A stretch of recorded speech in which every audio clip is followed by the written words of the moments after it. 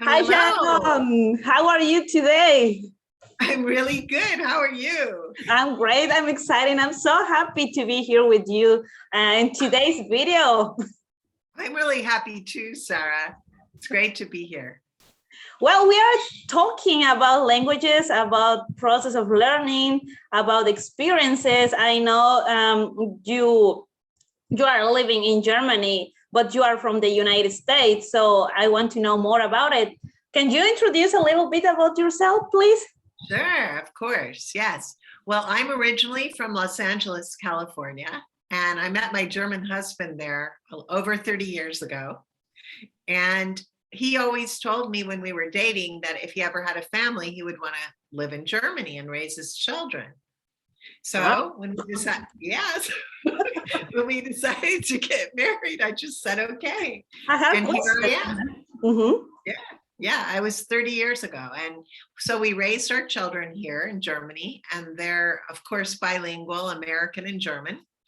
And they live here right now. But yeah, my family's here now in Germany. And how many languages do you speak? I speak two.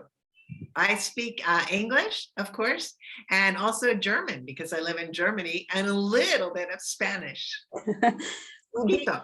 Poquito. So, how was your experience learning German? Sorry, when you get there. I mean, when you get to Germany, you spoke German before? When I got to Germany, yeah, well, I took a course when I knew I was going to get married, and we were coming here to meet my husband's parents. They live in a little village in outside of Ulm, where we live now, and they speak Swabian. So I had to take a course so that I could communicate with them because they didn't speak any English. So in Los Angeles, I took a course at the Goethe Institute, and it was really fun because it was hands-on learning and learning about the foods and the culture, and really fun. So I did that course, and I came to Germany, and I still didn't understand them very well, but we used our hands and feet, and we managed to communicate pretty well. After what time do you spoke German when you get there? I think it took me several years. It's an ongoing project. I'm still improving my German all the time. German is a very difficult language, especially the sentence structure and the tenses, knowing what to use and the articles.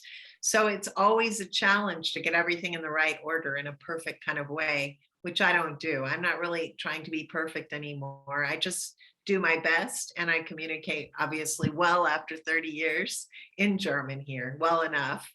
And I really enjoy speaking German every day. I don't know how that sounds. Probably it sounds pretty well. I don't know. So I only know greetings in German, like Guten Morgen is something 5, 6. Like as a beginner, you can start with the greetings. So I don't know after what time I will know more words for speak a little bit German. Exactly. I think the most important thing is if you can make a visit, like go to the country where you want to speak the language, and you'll be surprised at how quickly it happens for you, that you pick up words and you start communicating, even though it's not perfect. And I think the people in Germany, as in any other country, foreign country, if someone tries, with a few words, that's really important because it shows that they care to get to know their culture. They're not insisting on speaking English, and they're using their few words to communicate that they know in that language, like German, for example. So if you come here and speak a few words, Guten Tag, Guten Morgen, wie geht es Ihnen, wie geht's, you have a few words, then you can really immerse yourself in the culture, and it will be fun. It will be much more fun than if you don't have a few words with you. I'm so excited. I want to know more about what do you do for a living? I mean, how has been your experience as an English coach? Yeah, well, I started out, I was a fitness instructor here for 13 years, and I got invited to help some apprentices at a pharmaceutical company improve their conversational English. There were about 18 of them, and they were 16 years old to 17 years old. And I got asked to come in and help them be able to speak better so that they were more confident. And I was like, okay, I'll try it, and I went in as a native English speaker to the group. There were about 25 of them. And I stayed there for 3 years, and they all got more confident and improved. We did different fun things that they like to do to learn. So it was a fun learning experience for them. And they learned so fast that way, they were motivated to learn. That was my first experience. And then I worked in companies and corporations here in the area while I was raising my family. In kindergarten, I taught English in the very beginning. And then I evolved into a neuro-language coach and began an ICF life coach. Mhm. And I began combining the two into communication coaching, which is what I do today. I help people discover their voices and increase their confidence in how they communicate with each other. So that's kind of a different kind of branding that I'm doing now. I'm also an author of a book now. So I'm really enjoying working on marketing that and writing. I'm writing my second book now. That's exciting. Yeah.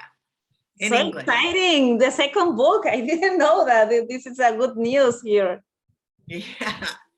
Yeah, and I have some wonderful people who are using my book now all around the world, and that's pretty special because when I see it in Mexico or I see people reading my book in another country and appreciating it, it's about healing and loss of a pet. And when I see that people really engage with my book and get the message of it, it really makes me happy. So it's wonderful. So another question, Sharon, what is the most difficult part for German learners about speak English or about the learning process? Yes, that's a good question. The most difficult thing for German learners is the idea that they can speak without being perfect. In school, they had teachers. A lot of them had English in school, but their teachers didn't speak English. Most of them only could write it and do the theory. So they were afraid to speak to begin with because their teacher was afraid to speak as well, often. And so they became ängstlich. They were afraid to speak and they got blocked. Although they could write really well, the speaking part was the most challenging. And that's what I love to do. I love to work with the German learners who want to have their voices discovered, their English voice. And it's really fun because they have it all. They just need to get their confidence and their fear removed, and then they're ready to go. And they learn and grow really fast. There are groups in Germany where they can practice their English.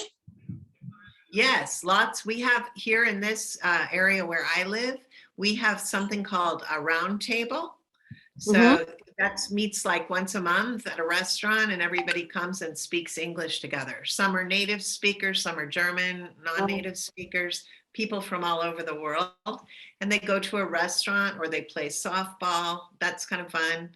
Or we have a group called Toastmasters, which I'm a member of. It's a speaking group in English. So you give speeches in English and you can practice your language that way. It's just a fun, supportive group, and they're a wonderful resource to practice for non-native English speakers.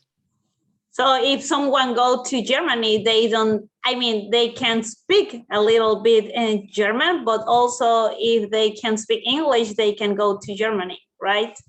Yes, they certainly can. Like most people speak English here and they're happy to speak with you. Probably more so in France than in France, where people want you to speak French.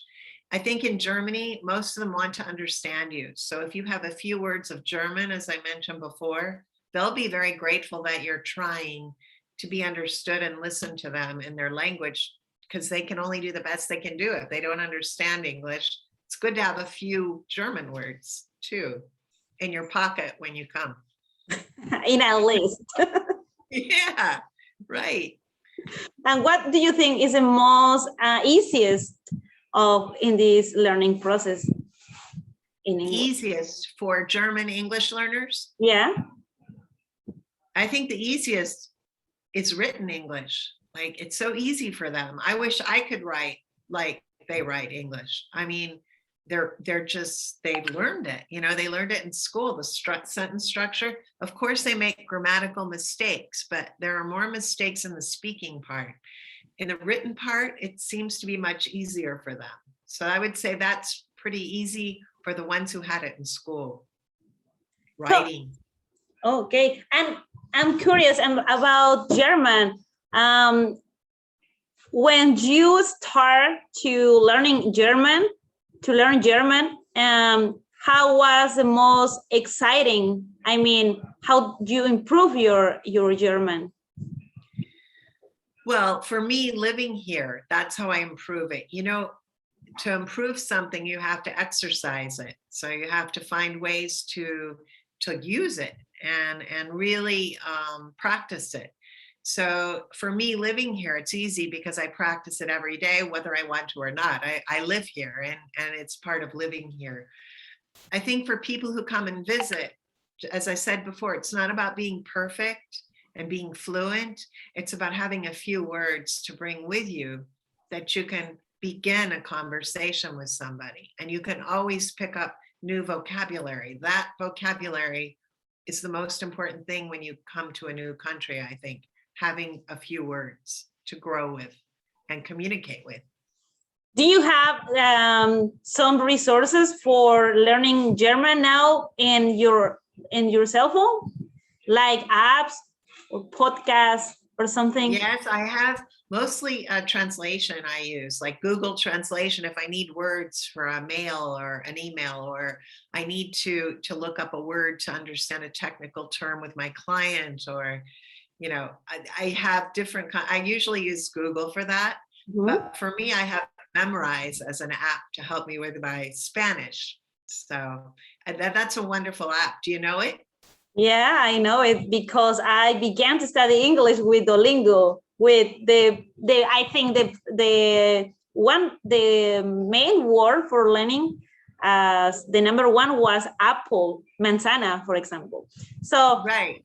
There are some vocabulary, and then Duolingo can motivate to learn every day, because if you don't do that, Duolingo reminds you, hey, do you need to study because what happened with you? Something like that. He reminds you every day you don't do something on Duolingo. So does that help you? Yeah. During certain time, I use Duolingo. After that, I decided to practice English to speak instead of only listen. I mean, listen is so important because you can recognize the words, and yeah. But also I needed to speak a little with someone. But I can say Duolingo was helpful for me at the beginning in learning. Yeah, I believe that. Yeah. What I really enjoy seeing about what you do is you're learning on your own. It seems like you've created a way to learn more English on your own, in your own way. And then not only that, you take it to YouTube, you take it and practice it live, like we're doing now. And that to me is the best way to learn a language. I mean, you're going to just make big leaps with that kind of practice that you're getting, and hands-on, without fear. You just kind of do it. You know, it doesn't have to be perfect. And I think that's really admirable, really great. Yeah, it's something like if you don't want to spend money, or if you really want to do it because it's more like a desire. Like I wanted to speak English when last year, so I said, I don't know what I'm gonna do, but I need to speak with English next year. And so you set a goal for yourself. Yeah, so I studied every single day. I used to write one word before going to my job. So every day. And then during the week, my list was more like 20 new words or something. And then Wow. I used to listen to the radio EMPR from Chicago. Yeah, NPR. For National Public Radio. Great. Great. And Yeah. one day someone told me, Sarah, did you understand what is a radio saying? Like, and I said, I don't know. I don't have any idea now, but I can recognize some words. And then I could recognize, I don't know, more 20 and then 30. And then if you study every day, you can learn a new word. And after many days, you can know more words, you can learn more. And then if you listen to podcasts or videos in English, you can understand better, a little bit better, but it's better to and you have a vocabulary list, right? So you can always look at it again and look at your words, and it grows, right? Exactly. And also to write down something that if you don't understand, and then you can review Exactly. because sometimes there are people who can speak or who can learn a new language, but they say, hey, I want to speak English. What I need to do, I need to speak English, I don't know, in 2 months, 3 months. Yeah. Because there are many courses here in Mexico, and that is so sad because they say, hey, you can speak English in 2-3 months. So I can't. Perfect English in 2 to 3 months. Yeah, I don't believe in that. I mean, you need to also, because you need to train your mind. You need to recognize all that words because it's not your native language. So you are learning. So exactly, your brain is working every day. If you are studying thinking in the language. Yeah. Sarah, have you heard of TED Talks? Yeah, I used to listen to many different topics with TED Talks, and it's so helpful because you can refresh your vocabulary. Yeah, and there's some really good ones with subtitles. You can see like in Spanish if you want them, or you can just listen and watch them in English. TEDx Talks and TED Talks are really good. I used to listen to that while working. So okay, great, perfect. Yeah, that's why your English improves so quickly, because you're doing all of these wonderful things, exercises. Yeah, it's really great. But something that I want to share now is that after more than 1 year, like 15, 16 months, I can recognize some words in the songs because there are something that I didn't know. In the songs are many. There are something like I call links because, for example, in English, I don't know, you know about this, but for example, there are 2 or 3 words. If you put together, the sound is different. Different. They are links that makes the sound so quickly. Okay, so when you put them together, they sound differently than when they're alone.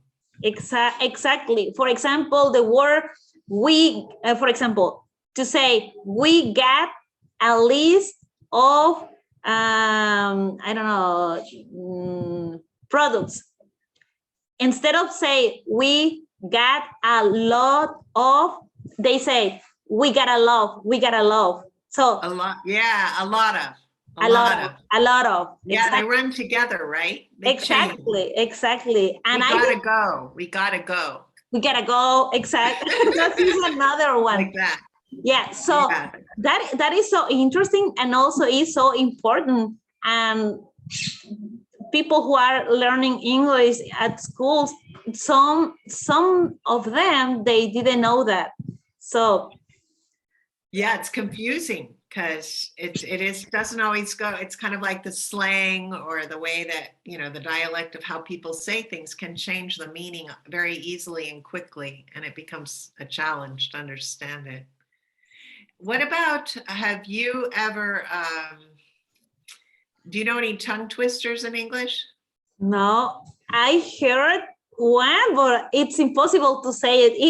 Even I know there are tongue twisters in Spanish, but I can't say it because it's hard. I know some people says like if you practice tongue twister in English, you can improve your English. And I said, I'm from Mexico. I speak Spanish. And even though I'm native speaker, I can say a tongue twister. So I don't know. What do you think about tongue twister? Do you think it's a good idea for practicing English? What I think about them is that they're fun and they're something different. And you can really concentrate on pronunciation of the words so that you can pronounce them. I have one here I can share with you in German. Would you like me to do that? Yeah. Okay, are you ready? I'm going to do my best. Okay. Fischers, Fritz, fischt, frische Fische. It's in German. No. Yeah. And then frische Fische, frischt, Fischers, Fritz. So if you say that really fast, that would be tricky. In English, that means fisherman frisked. Fish is fishing for fresh fish. For fresh fish, fishes fisherman Fritz. Fresh fish are being fished for fisherman Fritz. So I mean, you can really have fun with those, right? Yeah. But you don't have to learn them. I mean, I don't say them every day either, as you can tell. but they're fun and they can create motivation to learn, to practice. Yeah, and also, yeah, so I said, when someone asked me, Sarah, what are you studying or what I need to do? I said, like, you can study on your own, like you don't, if you want, because it's more, it was my desire before. So if you want to, you can do it. I said, there are many resources on internet, but the work here is our work because we have to dedicate some time. You need to look for the time also because there are many people who say, hey, I don't have time, I'm busy. I'm busy all the time. I know. And you make it a habit, right? You make it a habit every night to study a little of your English. It's like exercise and fitness. If you put it into your day, every day or 3 times a week, or if you put it in a place in your day, then you're never too busy. You just do it. Same with learning a language. If you take the time out, whether it's 15 minutes every day to look at your vocabulary list or whatever amount of time you have to allocate, to give to it, can bring you a lot of rewards from practicing like you've seen. You've really improved a lot. Because I think it became, for example, like an habit. Because if you do that, if you don't that, for example, if I don't learn something, even though I don't have much time, if I have only, I don't know, 10 minutes, I'm look for some new word and try to write or try to say it, or if I'm watching a video, I don't know this word, so I'm going to, and then I used to look for what is the meaning and try to say it, not only to see the word and try to say it, because if I don't know how to pronounce, there are many resources. So I remember one day someone asked me, okay, I want to study English. Okay, I taught them this is a verb to be, so you can start with the pronouns like I am, or the verb to be I am, you are, he is. After a week, I asked him, hey, what about the verb to be? Do you know now everything? Oh no, I don't have time. So I mean, you need to Take the time. Yeah, it takes time, and you need to look for that time. So especially with those irregular verbs. Yeah, exactly. Even in German. Exactly. what about irregular verbs in German? For you are difficult to remember?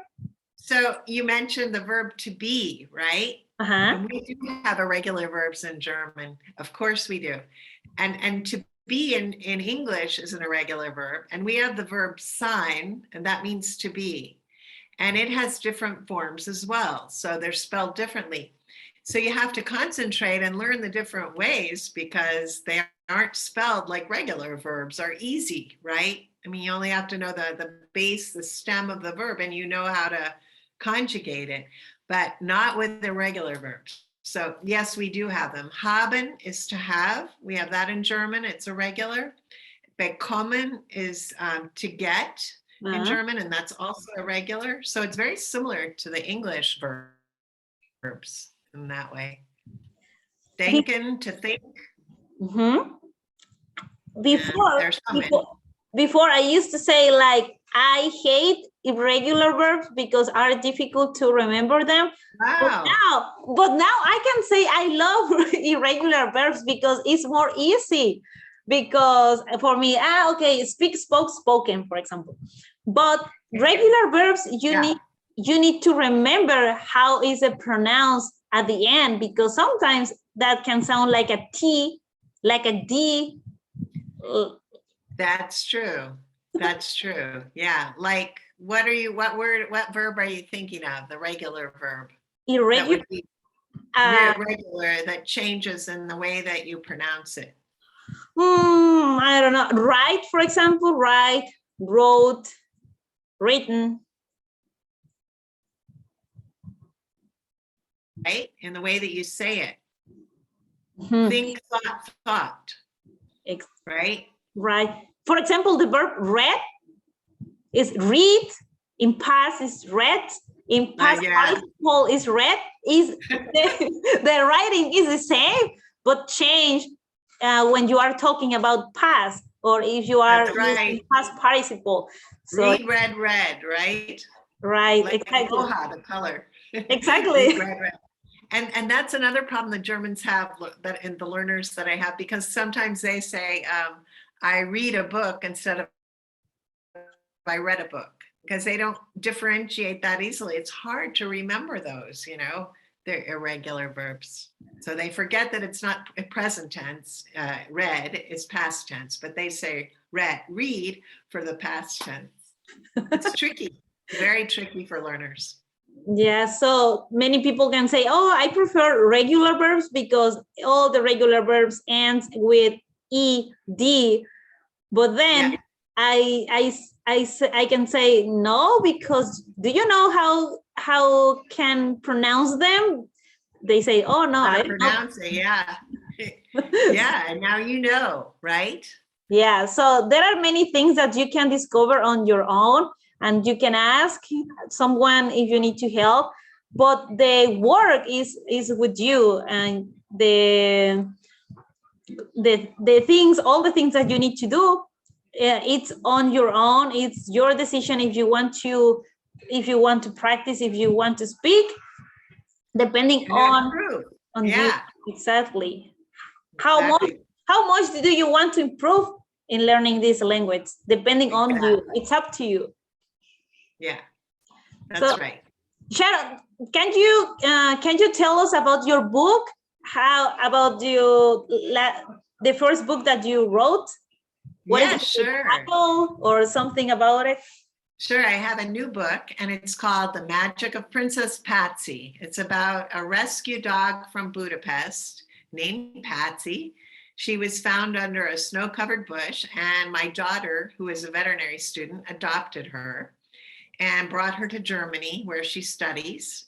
And Patsy stayed with us a lot, and she's a very special, unique dog. And I decided to write about her because she brings smiles wherever she goes. She looks a little funny in the way she walks. She looks like she has vampire teeth and kind of waddly, and she loves people. I mean, she just emotes this feeling of love and joy. And so I decided to write this book because Patsy has a heart condition, and her prognosis is not very good. She won't live very long anymore.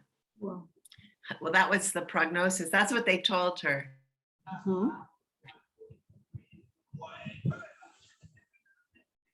It told us that, so she is better. But I wrote the book for my daughter to help her heal about her losing Patsy one day.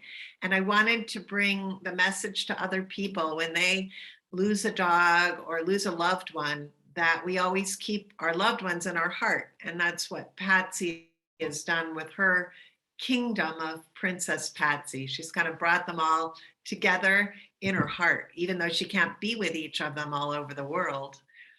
She's traveled quite a bit, so she has friends everywhere, other rescue dogs and people that she loves.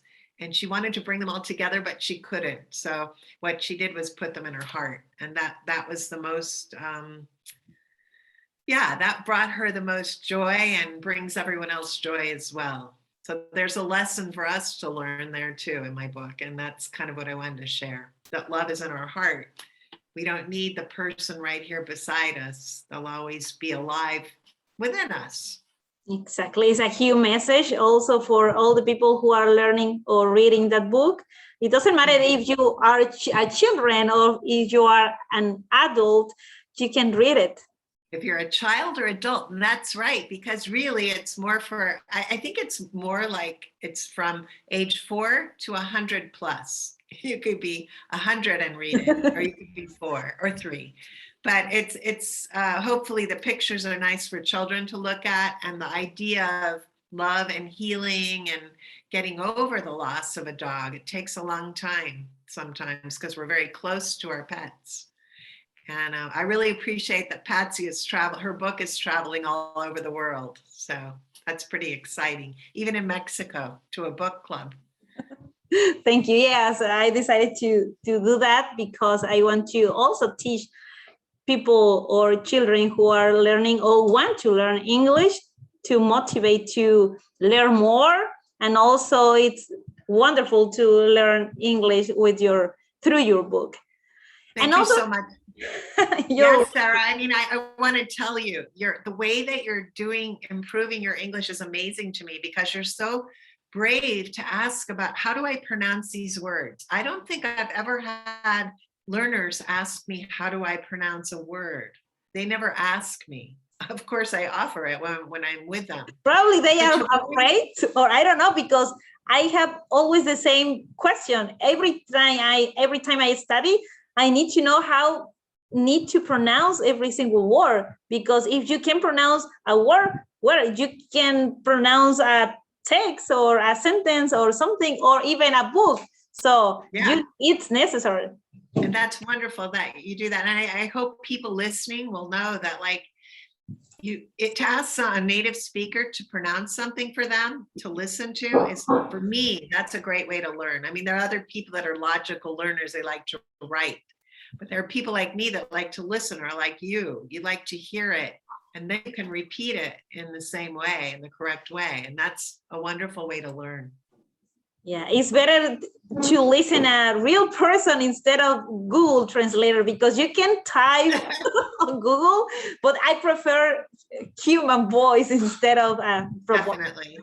I've helped you a few times with those pronunciations, and I was always very happy to, because I thought that was very unique, and it's a great way to learn. You've maximized all of the learning ways, your styles. It's really fantastic.